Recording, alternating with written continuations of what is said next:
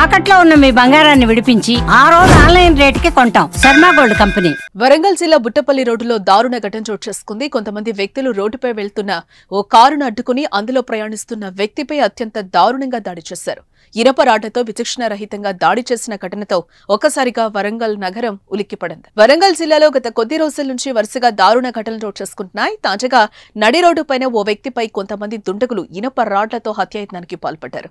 ఈ దాడిలో గాయపడిన వ్యక్తిని డాక్టర్ గాదె సిద్ధార్థ రెడ్డిగా పోలీసులు గుర్తించారు. కారులో వెళ్తున్న సిద్ధార్థ రెడ్డిని అడ్డగించి ఆయనను కారు నుంచి బయటకి లాగి ఇనప రాడ్లతో విచక్షణ రహితంగా దాడి చేశారు. వరంగల్ బుట్టపల్లి మధ్య ప్రధాన రహదారిపై కాపు కాసిన దుండగులు ఆయన కారు వస్తుందని గమనించి కారు ఆపి ఈ దాడికి తెగబడ్డారు. ఆయనను విపరీతంగా కొట్టి అక్కడి నుంచి పారిపోయారు.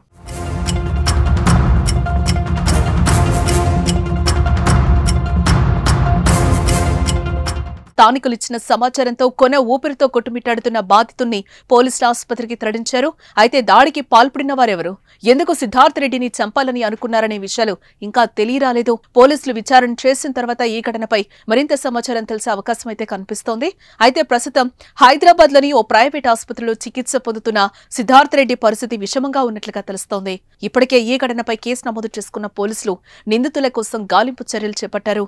వీలైనంత త్వరగా నిందితులను పట్టుకుంటామని పోలీసులు అంటున్నారు. ఇక ఇదిలా ఉంటే గత కొద్ది రోజుల క్రితం అదే రోడ్డులో గంజాయి బ్యాచ్ అతిగా తిరుగుతూ వచ్చిపోయే వాళ్లపై దాడికి పాల్పడుతున్నట్లుగా స్థానికులు చెప్తున్నారు. ఒకవేళ గంజాయి బ్యాచ్ డాక్టర్ పై దాడికి పాల్పడి ఉండవచ్చని పోలీసులు అనుమానిస్తున్నారు. మొత్తానికి స్థానికంగా ఉంటున్న బస్తీవాసుల దగ్గర సమాచారం సేకరిస్తున్నారు పోలీసులు. డబ్బుల కోసం గంజాయి బ్యాచ్ దాడి చేశారా, లేకేమైనా కుట్ర కోణం ఉందా అనే కోణంలో పోలీసులు విచారణ చేస్తున్నారు.